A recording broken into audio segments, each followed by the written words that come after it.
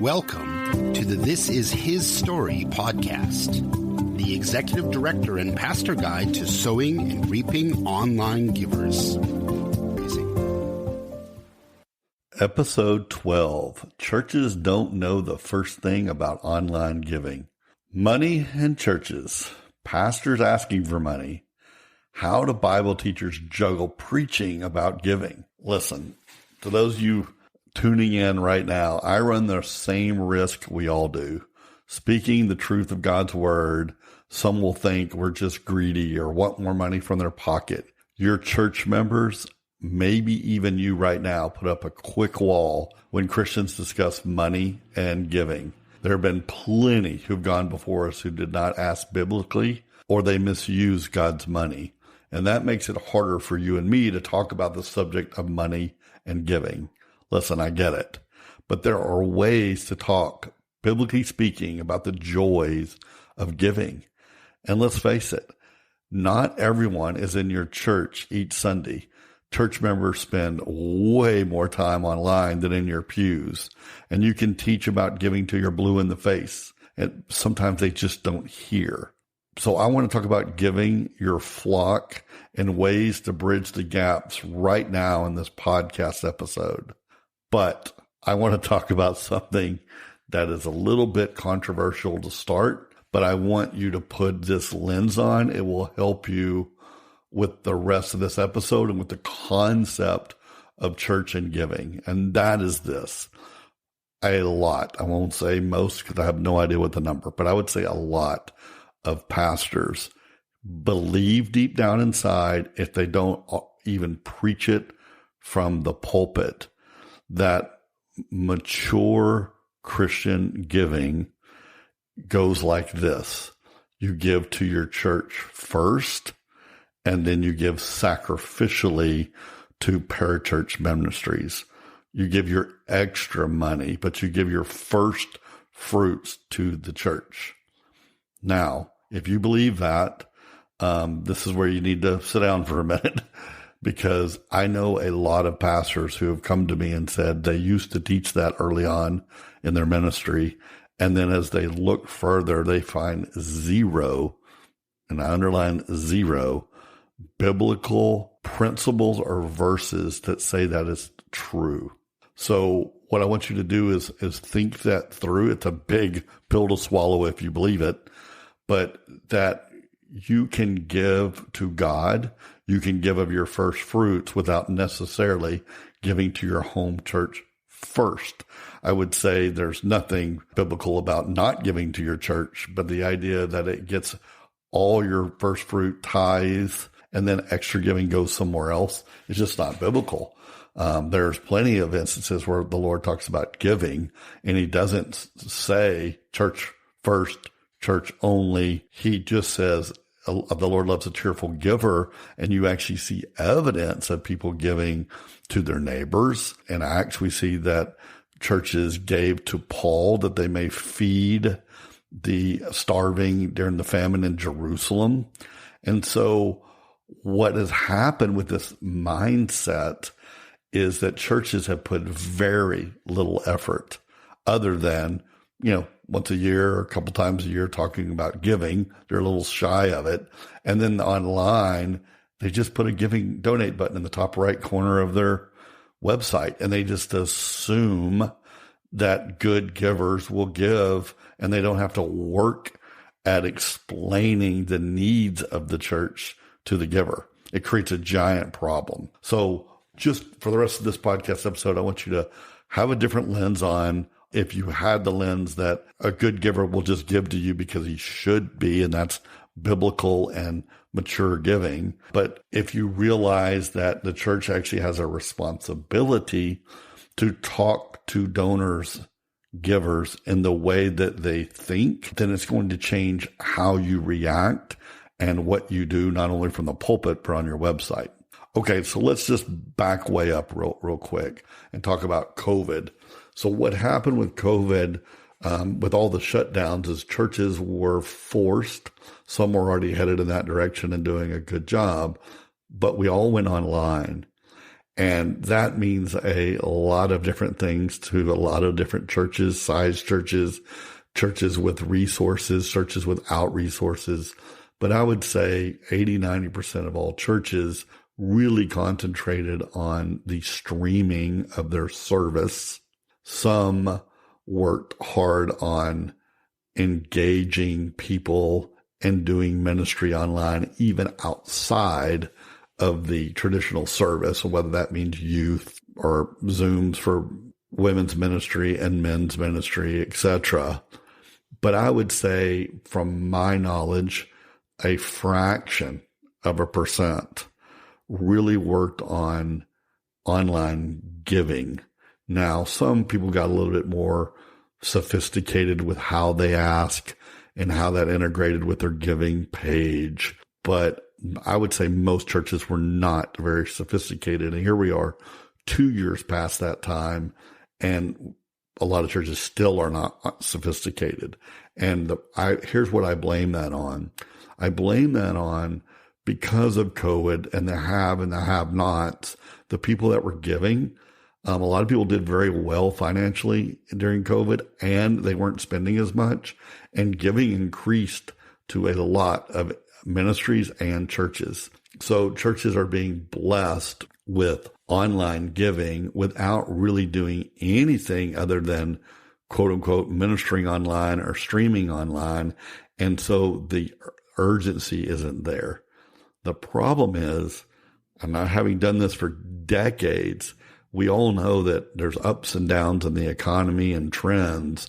And when the spigot turns off on the giving or lowers, there's been nothing. And I want to underline and capitalize the word nothing being done with most churches online, fundraising strategies, tactics, because a lot of churches just don't like that word, strategy, tactics, marketing. But in all honesty, it's biblical. And I'm going to explain that in a minute, but what's going to happen is, when things are going wrong, then everyone's going to look and say, well, what can we do? And I'm here to say there's so many things that churches should be doing to speak the language of human beings / members, part of their flock, who are online. They're giving to other organizations online, and they're not giving to their churches. So even if you're listening to this podcast and your church is doing very well online, here's what I challenge you. I bet you the same people who weren't giving in your pews still aren't giving online. So we can't argue that things are fine. No. Matter of fact, they may even be worse, because you have givers that are giving more. So it's really throwing off your numbers of, it's not staying front of mind of how many people you have sitting in your pews that are not giving. Okay, so let's talk about that for a minute, about it being biblical to ask, talking about marketing strategies. Listen, if marketing and strategy is good enough for Jesus, it should be good enough for you and your churches. I know a lot of churches don't like that word. It feels like a bad word, but Jesus was strategic all along the way, even when he moved to Capernaum. Like, he was out in the middle of nowhere in Nazareth, and he moved to a city right on the Sea of Galilee that's right by one of the main thoroughfares of the Roman road. So when Jesus performed a miracle, people who saw it and heard about it moved down the road, and his ministry grew very fast because word got around. He was strategic of where he located and the timing of his ministry and the timing of his miracles. He was very strategic in how he talked to people. The woman at the well, strategy all along the way. And churches sometimes just feel like, well, people will come to us. We don't have to work hard. The Lord will supply it all. Well, I guess the Lord could blow a winning $100 million winning lotto ticket against the church window. He could. Don't know if he's ever done that, but he could. But yeah, it's okay to talk about your church. It's okay to talk about needs. It's okay to talk about ministry. It's okay to talk about needing funding to perform something of big importance. It's okay. It's not a bad word. And the little donate button in the top right of your navigation is not marketing. It's not compelling. It doesn't speak to people who have a passion to give. And you're just assuming they are going to wake up one morning, walk to their computers, go to your website, go to the top right, click the word give, no matter how clunky the giving page is, and they're just going to give. Like that, that'll never happen. It'll never happen to the people who don't give to your church. And so you have to have a plan, a strategy, and you have to talk to people in a way that works. The proof's in the pudding here. I worked with an organization out of Chicago. No, actually, this one was San Francisco, the story. They gave me people in their church who had never given to their church before. They were members or frequent attendees, but they had never given. And all I did was help them compose a story of something that their church already does. And I helped them tell that story to that group. And I think they raised $17,000 or $27,000. I don't remember. It was one or the other. Either one. Significant resources from a group that has never put one penny into the passing of the plate of their church. Why? Because I just told the story better than they were. Do you think those people would have woken up and given anything that day? No. We talked to them in a language they understood. We gave them a need. We used best practices that I already use with other nonprofits. And now these people think about the church when they want to give, because now they connect the ministry of their hearts to the church's ministry. And there was a gap until we closed that gap. Frankly, I'm a little worried about the house of cards that's going to happen when the economy goes down. Churches are going to see a dip and they're not going to know what to do about it. Well, the old adage, the best time to plant a tree was 20 years ago, but the next best time is today. Well, it works the same with online digital strategy. It just does.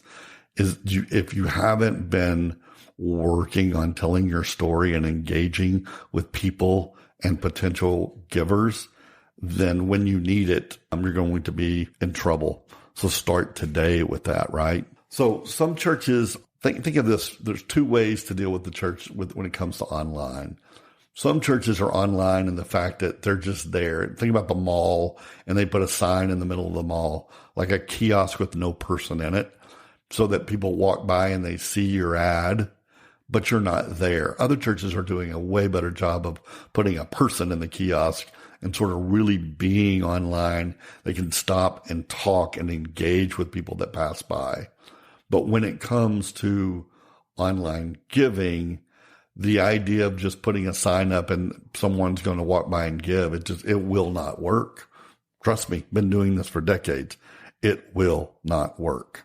So it takes a little bit more, quote unquote, strategy to learn how to speak to people and to their hearts and connect the dots. If you want any help doing this, you can pick up the phone and call me, but the easiest way is going to creativedigitalguide.com and clicking on the church's Start Here. And there's a little webinar.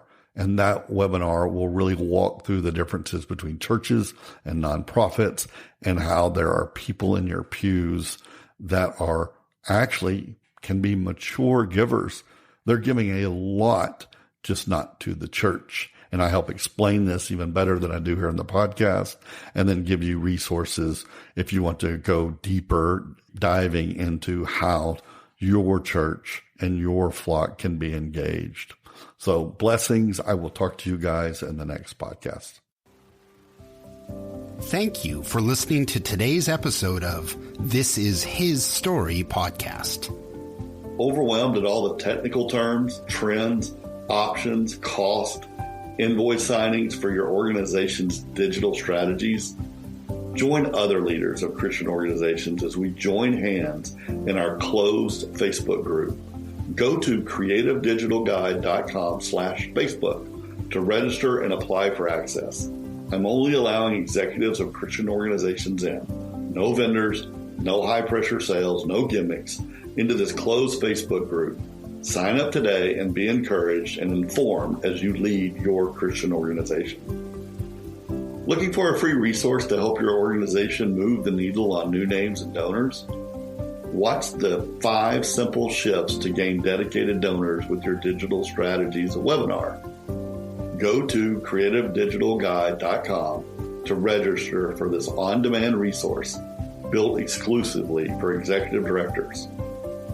creativedigitalguide.com for more information of gaining donors and telling stories that convert to new names and donations. Fund your God-sized mission.